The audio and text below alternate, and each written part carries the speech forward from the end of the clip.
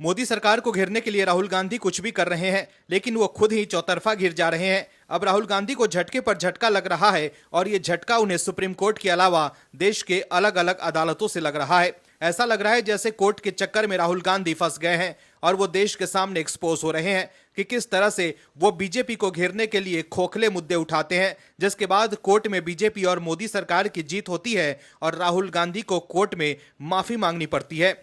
NEET परीक्षा मामले पर राहुल गांधी मोदी सरकार को घेर रहे थे, लेकिन सुप्रीम कोर्ट ने परीक्षा रद्द करने की मांग को खारिज कर जहां मोदी सरकार को राहत दी है, तो वहीं राहुल गांधी को झटका देकर उनसे यह मुद्दा छीन लिया है। तो वहीं राहुल गांधी के लिए एक और कोर्ट से बुरी खबर आई है। हालांकि कोर्ट के बुलावे के बाद भी राहुल गांधी पेश नहीं हो रहे थे, लेकिन जज साहब ने कार्रवाई की चेतावनी दी, तब राहुल गांधी हाजिर होने के लिए तैयार हुए।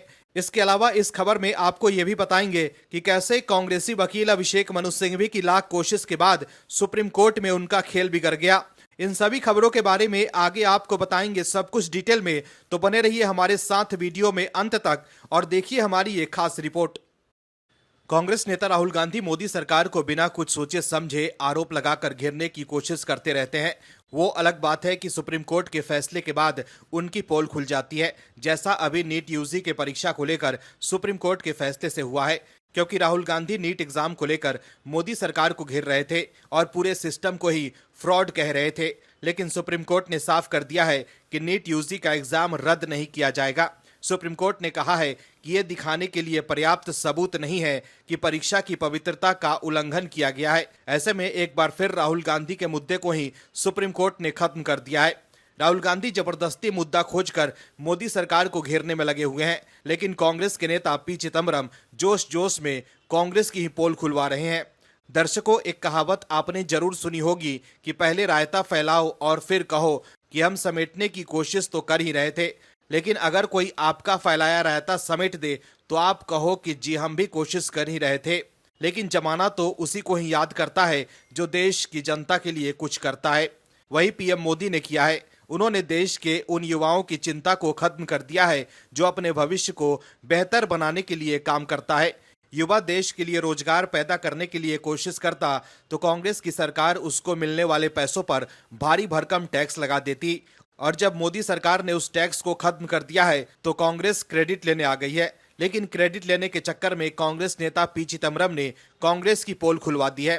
दरअसल भारत में अभी की तारीख में 1.27 लाख से ज्यादा अधिक स्टार्टअप्स चल रहे हैं। साथ ही 110 से अधिक यूनिकॉर्न भी देश में पंजीकृत हैं। ऐसे में उन्हें राहत देने के लिए प्रधानमंत्री मोदी की सरकार ने एंजल टैक्स की व्यवस्था को खत्म कर दिया है। भारतीय स्टार्टअप इकोसिस्टम के लिए इसे बेहतरीन फैसला बताया जा रहा है। 2024 का केंद्रीय बजट पेश करते हुए वित्त मंत्री ने एंजल टैक्स को खत्म करने की घोषणा की, जिसके बाद अब कांग्रेस नेता पी चिदम्बरम इस पर ताली पीट रहे हैं। पी चिदम्बरम ने मोदी सरकार के इस फैसले का श्रेय लेना शुरू कर दिया। उन्होंने लिखा कि एंजल टैक्स खत्म किए जाने के फैसले से उन्हें खुशी हुई है। उन्होंने दावा किया कि कांग्रेस कई सालों से इसे खत्म करने की वकालत कर रही है और हाल ही में उनकी पार्टी के घोषणा पत्र में पेज 31 पर भी ऐसा ही कहा गया है। पी चिदम्बरम ने तो यह दावा कर दिया, लेकिन वो इस दौरान ये बताना भूल गए कि आखिर ये एंजल टैक्स लेकर कौन आया था। दरअसल 2012 में जब एंजल टैक्स को लाया गया था, तब प्रधानमंत्री मनमोहन सिंह के नेतृत्व वाली यूपीए 2 की सरकार में पी चिदम्बरम गृह मंत्री थे और प्रणब मुखर्जी तब केंद्रीय वित्त मंत्री हुआ करते थे, जो बाद में भारत के राष्ट्रपति बने। अब लोग पी चिदम्बरम को याद दिला रहे हैं कि जो चीज कांग्रेस लेकर आई उसे हटाने की मांग वही क्यों कर रही थी, और जब मोदी सरकार ने ये कर दिया है तो उसका श्रेय वो क्यों लूट रहे हैं जो इसे लेकर आए थे। लेकिन वरिष्ठ पत्रकार रूबिका लियाकत ने असलियत बाहर लाकर पी चिदम्बरम और कांग्रेस को एक्सपोज कर दिया है। रूबिका लियाकत ने पी चिदम्बरम को जवाब देते हुए एक्स पर लिखा है कि पी चिदम्बरम जी, ये एंजल टैक्स लाया गया था साल 2012 में। सरकार थी यूपीए की, आप उस वक्त गृह मंत्री थे और वित्त मंत्री प्रणब दा थे, और दिलचस्प बात यह है कि उसके ठीक बाद का बजट आप ही ने पेश किया था, लेकिन एंजल टैक्स तब भी बरकरार रहा था। तो देखा आपने कैसे एंजल टैक्स लागू होने के बाद भी पी चिदम्बरम ने खुद बजट पेश किया था, लेकिन उन्होंने इस टैक्स को नहीं हटाया। लेकिन अब जब मोदी सरकार ने इस टैक्स को हटा दिया है, तब चिदम्बरम और कांग्रेस के नेता क्रेडिट लेने सामने आ रहे हैं। लेकिन क्रेडिट लेने के चक्कर में पी चिदम्बरम को जो जवाब मिला उससे कांग्रेस की पोल खुल गई। देश के लोग ये जान गए हैं कि जिस टैक्स को मोदी सरकार ने हटाकर लोगों को राहत दी है, उसे कांग्रेस की सरकार ने लागू किया था। कांग्रेस नेता और वकील अभिषेक मनु सिंह भी बात बात पर कोर्ट पहुंच जाते हैं। मोदी सरकार के खिलाफ जब कोई मामला आता है तो अभिषेक मनु सिंह भी सबसे आगे रहते हैं। सिंह भी अरविंद केजरीवाल का भी केस लड़ रहे हैं, लेकिन अब तक वो अरविंद केजरीवाल को जेल से बाहर निकलवा पाने में कामयाब नहीं हुए हैं। लेकिन अब एक और मामले में सिंह भी कोर्ट पहुंच गए थे बीजेपी की सरकार के खिलाफ, लेकिन लाख कोशिशों के बाद भी सिंह भी अपने मकसद में कामयाब नहीं हो पाए, क्योंकि सुप्रीम कोर्ट के फैसले से अभिषेक मनु सिंघवी के मंसूबों पर पानी फिर सकता है और अब गेंद बीजेपी की सरकार के पाले में है। सिंघवी के मंसूबों पर पूरी तरह से पानी फिर गया है, क्योंकि कोर्ट ने कह दिया है कि कागज तो दिखाना ही होगा। दरअसल बीजेपी की योगी सरकार के एक फैसले से विपक्ष तिलमिला गया कि कहीं सेकुलरिज्म न खतरे में पड़ जाए। सुप्रीम कोर्ट में सावन महीने के पहले दिन एक गंभीर मामला गया। मामला सावन में बम भोले का नारा लगाकर गंगा जल उठाने वाले कांवरियों से जुड़ा था। सुप्रीम कोर्ट में कांग्रेसी वकील अभिषेक मनु सिंघवी ने याचिका लगाई थी कि उत्तर प्रदेश और उत्तराखंड के कांवर रूट पर दुकानदारों को नाम दिखाने का आदेश ठीक नहीं है।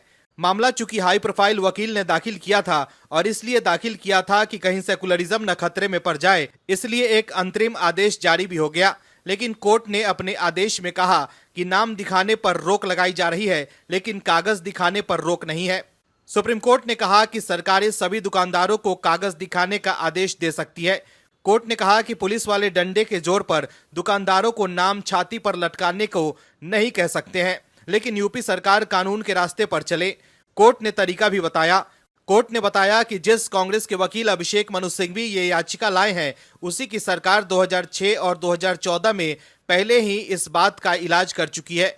कोर्ट ने बताया कि 2006 में भारत खाद्य सुरक्षा के लिए एक कानून लाया गया था। इसका नाम food safety and standards act था। इस कानून में कहा गया है कि कोई ढाबा, रेस्टोरेंट या होटल जो खाने के नाम पर कुछ भी बेचता हो, उसे FSSAI से सर्टिफिकेट लेना पड़ेगा। सर्टिफिकेट लेने के बाद इसे दुकान पर साफ अक्षरों में दिखाना ही पड़ेगा। इस सर्टिफिकेट में दुकानदार का नाम चाहे अब्दुल हो या अभिमन्यु लिखा होना चाहिए और साथ ही उसका पता और क्या बेचता है ये सब बताना पड़ेगा। इसके साथ ही कोर्ट ने एक और कानून बताया। इसको स्ट्रीट वेंडर्स एक्ट कहा जाता है। ये कानून साल 2014 में सरकार लाई थी। इसके तहत रेहड़ी पटरी वालों को एक सर्टिफिकेट दिया जाना था। चाहे कोई फल का ठेला हो या घर घर जाकर सब्जी बेचने वाले, इन सब का नाम और क्या बेचते हैं ये बताते हुए सर्टिफिकेट में जानकारी देनी होगी। इसको मांगे जाने पर दिखाना ही होगा। अब अगर कोई भले ही नाम न बताए, लेकिन कागज तो दिखाना ही पड़ेगा। कांवर रूट के होटल और ढाबे पर अगर अब भोले के भक्त किसी से सर्टिफिकेट मांग बैठे तो फिर अभिषेक मनु सिंघवी किस अदालत का रुख करेंगे? सुप्रीम कोर्ट का रुख तो वो कर नहीं सकते हैं, क्योंकि उसी ने कहा है कि कागज तो दिखाना पड़ेगा। ऐसे में यूपी सरकार अब ढाबे वालों और फल वालों को अपने नाम की तख्ती हटाकर अपना सर्टिफिकेट चिपकाने को बोल सकती है। इससे नाम क्या, उनका गांव पता भी मालूम हो जाएगा और सेकुलरिज्म भी सुरक्षा के घेरे में रहेगा और सिंघवी भी कुछ नहीं कर पाएंगे। कोर्ट को यूपी सरकार को ये राह दिखाने के लिए धन्यवाद देना चाहिए। राहुल गांधी को लॉन्च करने के लिए कांग्रेस पार्टी पूरी कोशिश कर रही है, लेकिन राहुल गांधी की सियासी लॉन्चिंग नहीं हो पा रही है, जिससे राहुल गांधी काफी हताश और परेशान है। राहुल गांधी लाख कोशिश कर रहे हैं मोदी सरकार को घेरने की, लेकिन उनका हर दांव उल्टा पड़ जा रहा है और सुप्रीम कोर्ट से लेकर देश के अलग अलग अदालत से उनके लिए बुरी खबर आ रही है। राहुल गांधी के लिए पहले सुप्रीम कोर्ट से बुरी खबर आई थी, लेकिन अब देश के एक और अदालत से राहुल गांधी के लिए बुरी खबर आई है। बीजेपी से लगातार मिल रही हार से कांग्रेस नेता राहुल गांधी इतने परेशान है कि वो बिना कुछ सोचे समझे ही बीजेपी के नेताओं पर आरोप लगा देते हैं। दोस्तों, जल्द ही लग रहा है कि राहुल गांधी के लिए बीजेपी के नेताओं के खिलाफ बोलना मुश्किल हो सकता है। राहुल गांधी फिर से ऐसी मुसीबत में फंसने वाले हैं कि कहीं ऐसा न हो कि उनकी कुर्सी चली जाए। राहुल गांधी के अपरिपक्व बयान ही उनके लिए मुसीबत बनते जा रहे हैं। राहुल गांधी जिस तरह से बयान देते हैं, उसको देखकर तो ऐसा ही लगता है कि राहुल गांधी अपने साथ ही पार्टी के लिए मुसीबत भी बढ़ा रहे हैं। दरअसल उत्तर प्रदेश की रायबरेली लोकसभा सीट से सांसद और लोकसभा में नेता विपक्ष राहुल गांधी सुल्तानपुर की MP MLA कोर्ट में शुक्रवार को पेश होंगे। अमित शाह हेट स्पीच मामले में कोर्ट ने 26 जुलाई को अगली तारीख दी थी। जज ने पिछली सुनवाई के दौरान कहा था कि अगर राहुल गांधी 26 जुलाई को सशरीर पेश नहीं हुए तो उन पर कार्रवाई की जाएगी। 2 जुलाई को सुल्तानपुर की एमपी एमएलए कोर्ट में कांग्रेस नेता राहुल गांधी को मानहानि मामले में पेश होना था, लेकिन संसद में व्यस्त होने का हवाला देते हुए राहुल गांधी के वकील ने माफी मांगी, जिसके बाद कोर्ट ने इसे स्वीकार करते हुए 26 जुलाई को राहुल गांधी को पेश होने का आदेश दिया था। राहुल गांधी के वकील काशी प्रसाद शुक्ला का कहना है कि सुल्तानपुर की एमपी एमएलए कोर्ट गृह मंत्री अमित शाह के खिलाफ अशोभनीय टिप्पणी करने के मामले में सुनवाई कर रही है। चूंकि कर्नाटक में दिए गए बयान का यहां सुनवाई हो रही है, इस दौरान राहुल गांधी को अपना बयान दर्ज करने के लिए व्यक्तिगत रूप से कोर्ट ने उन्हें तलब किया है। बीते 5.5 साल पहले कर्नाटक विधानसभा चुनाव के दौरान एक प्रेस कॉन्फ्रेंस में राहुल गांधी ने तत्कालीन बीजेपी के राष्ट्रीय अध्यक्ष और वर्तमान केंद्रीय गृह मंत्री अमित शाह पर एक आपत्तिजनक बयान दिया था। इसी बयान से आहत होकर सुल्तानपुर के उस समय बीजेपी के जिला उपाध्यक्ष विजय मिश्रा ने राहुल गांधी के खिलाफ शिकायत दर्ज कराई थी, जिसमें बीजेपी नेता विजय मिश्रा ने साल 2018 में राहुल गांधी के खिलाफ मानहानि का मुकदमा दायर किया था, जिसे कोर्ट ने स्वीकार कर राहुल गांधी के खिलाफ मुकदमा चलाने का आदेश दिया था। राहुल गांधी इसी मामले में 20 फरवरी को अमेठी में अपनी भारत जोड़ो न्याय यात्रा रोककर एमपी एमएलए कोर्ट में पेश हुए थे, जिसके बाद अदालत ने उस वक्त उन्हें जमानत दे दी थी। बीजेपी नेता विजय मिश्रा के वकील ने कहा कि अगर राहुल गांधी के खिलाफ पर्याप्त सबूत मिले तो उन्हें अधिकतम 2 साल की सजा हो सकती है। दर्शकों, समझने वाली बात है कि कांग्रेस ने जैसे तैसे करके राहुल गांधी को नेता प्रतिपक्ष की कुर्सी दिलवाई है, लेकिन अब उनके पिछले कर्म की वजह से ऐसा न हो कि कांग्रेस के लिए मुसीबत बन जाए और राहुल गांधी की कुर्सी चली जाए। राहुल गांधी अब अपने बयानों की वजह से खुद के साथ साथ पार्टी की मुसीबत भी बढ़ा रहे हैं। वहीं इससे पहले नीट परीक्षा को रद्द करने की मांग को खारिज कर सुप्रीम कोर्ट ने भी राहुल गांधी को झटका दिया था, क्योंकि नीट परीक्षा मामले पर राहुल गांधी जमकर मोदी सरकार को घेर रहे थे, लेकिन अब वो मुद्दा भी राहुल गांधी से छिन गया है। Bureau report, OMH news.